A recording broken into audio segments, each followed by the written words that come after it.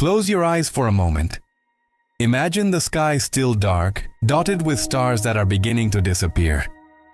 The cold morning air cuts your skin as you rise from a light, restless sleep. You are a shepherd in the biblical land, and your day is just beginning.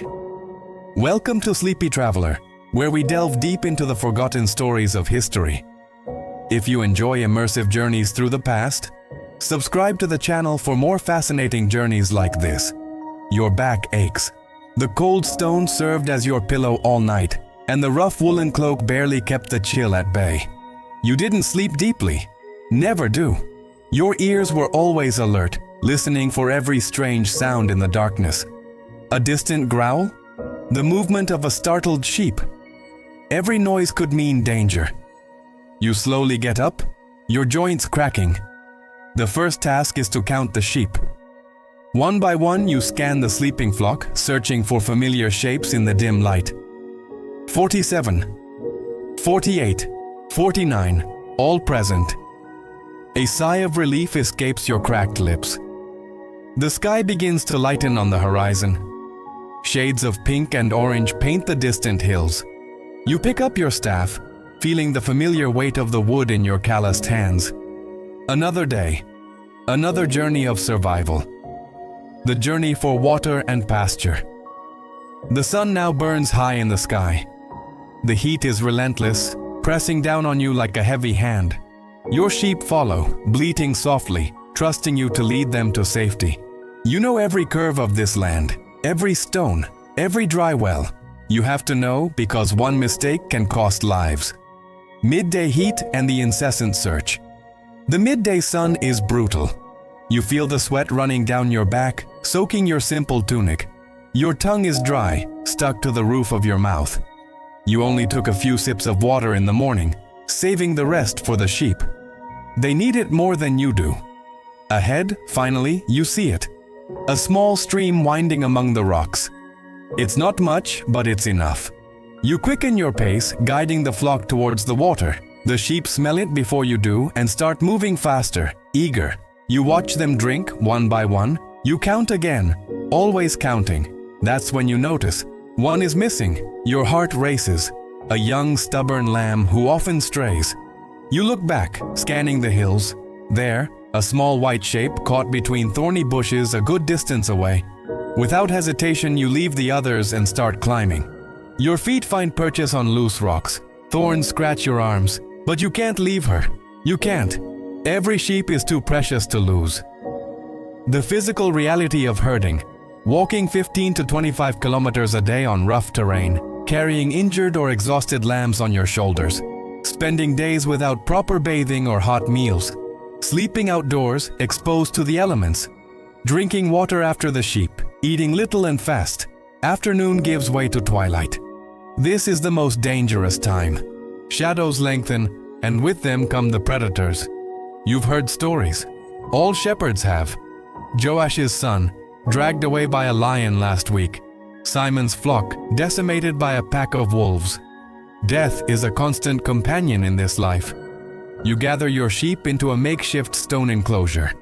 A low wall, just enough to keep them together. You position yourself in the only opening. You are the door. Your body is the only barrier between your sheep and anything that comes in the darkness. Your staff is by your side, along with your sling. You've practiced 1,000 times, hitting distant targets with smooth stones, but hitting an immobile target is different from facing bright eyes and sharp fangs rushing towards you. The wind blows cold now. You pull your cloak tighter and light a small fire. The light might ward off some predators. It might. Your eyes scan the darkness beyond the circle of light. Waiting. Always waiting. The deep solitude of the shepherd. The people in the city don't understand. They see shepherds as inferior, marginalized, impure. You cannot participate in certain religious ceremonies because you are constantly in contact with animals, with dirt, with death. You cannot testify in courts because your word is considered worthless. You are necessary but not respected, useful but not honored. However, here, under the infinite stars, you feel something that the people in the city will never feel. A deep connection with creation. You see God in the colors of the sunrise. You feel Him in the wind that cools your burned face. You know him in the way a lost sheep recognizes your voice and runs to you. Perhaps you think perhaps that is why God chose Abraham, a shepherd, Moses, a shepherd, David, a shepherd. The spiritual symbolism of the shepherd. You never thought of yourself as a metaphor. You are just a man trying to survive, trying to keep your flock alive. But there is something profound in this life that chose you as much as you chose it. When you carry a wounded lamb on your shoulders, walking miles back to the flock, you don't think of poetic images. You think of the pain in your back, the weight, the exhaustion. But then, when you put it back safely among the other sheep, and it bleats softly, recognized, in that moment, you understand. You understand why the prophets speak of God as a shepherd, why the psalmists sing of green pastures and still waters. This cycle repeats, day after day, week after week, month after month. There are no weekends. There are no vacations. The sheep need you every day, and you are there, always. As the fire crackles and the stars slowly turn above, you allow yourself a rare moment of reflection. Tomorrow will be another day just like this. More walking, more dangers, more solitude, but also more moments of deep stillness, where you feel the presence of the eternal in ways no city man ever will. You are a shepherd, despised by society, yet chosen by God in his stories, marginalized by men, yet central to divine metaphors. Your life is hard, relentless, dangerous, but it is also deeply meaningful, connected to something greater than yourself. Thank you for walking with us through this day in the life of a biblical shepherd here at The Sleepy Traveler. If this journey has touched you, subscribe to the channel for more immersive trips through history. And in the comments below, tell me, what part of the shepherd's life surprised you the most? Was it the solitude? The dangers? The spiritual symbolism? I'd love to hear your thoughts.